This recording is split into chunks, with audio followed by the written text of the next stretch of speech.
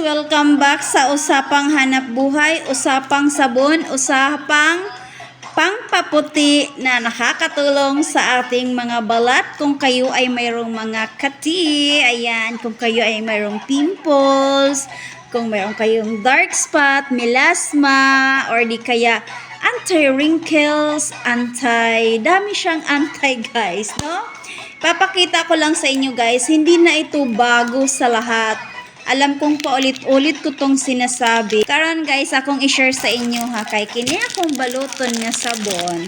Ako ni siyang ipadala sa Kuwait. O diba?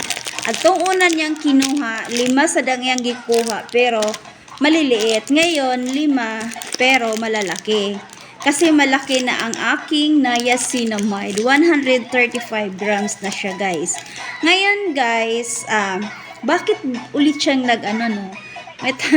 bakit nag-order ulit si madam? Kasi guys, no, nung una, hindi pala niya ginamit.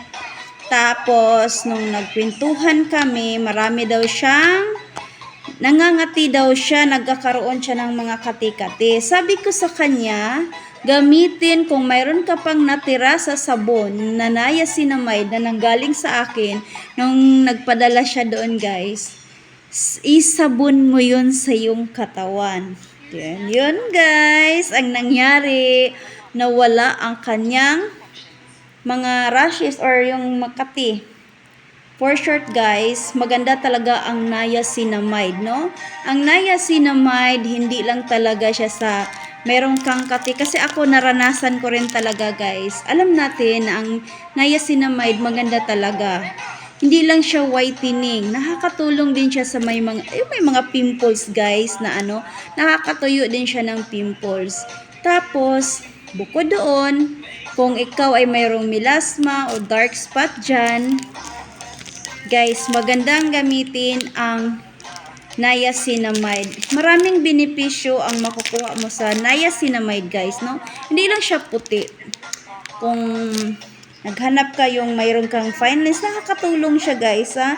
Exfoliating, moisturizing ang ating niacinamide. Kaya ayaw kabalaka, kung gusto ka mag-try, i-comment lang si Miss Mai or i-PM ninyo si Miss Mai. Yan lang guys. Maraming salamat. Ito na madam, yours na to madam.